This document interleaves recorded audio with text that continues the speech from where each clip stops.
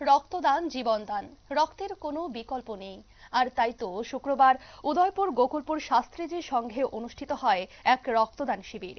উপস্থিত ছিলেন বিধায়ক রামপদ জামাতিয়া, গোমতী জেলার মুখ্য স্বাস্থ্য আধিকারিক ডাক্তার কমল রিয়াং সহ সংস্থার সদস্যরা। বিধায়ক রামপদ জামাতিয়া এই রক্তদান সম্পর্কে কি বললেন শোনাবো আপনাদের। আমরাও রক্তকে একদিনের সমস্যা আমাদের সিএম সাহেব বলছেন যে 5,000 ইউনিট ওনাদের একটা টার্গেট দেওয়া হয়।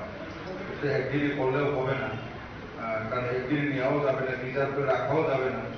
তার জন্য সময় সময়ে আমাদেরকে যারা রক্ত দান করার জন্য ওটা করতে পারে তাদেরকে আমরা মোটিভেট করে একটা এরকম ধরনের একটা ক্লাব মানে তো সোসাইটি মানে তো একটা সেবা করার একটা মানসিকতা নিয়ে আমাদের গঠন হবে।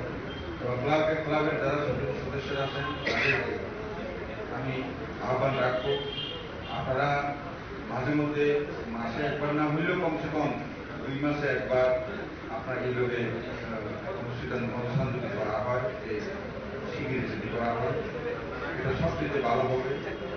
কারণ রক্ত তো আমাদেরকে কিভাবে আমরা তৈরি করতে পারি।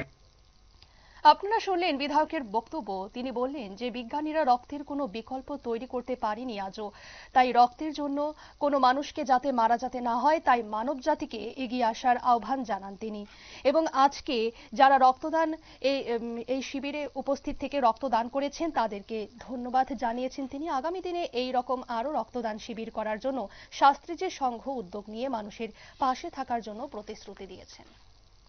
নিয়ে নিচ্ছে ছোট্ট একটি বিজ্ঞাপন বিরতির সঙ্গে থাকুন।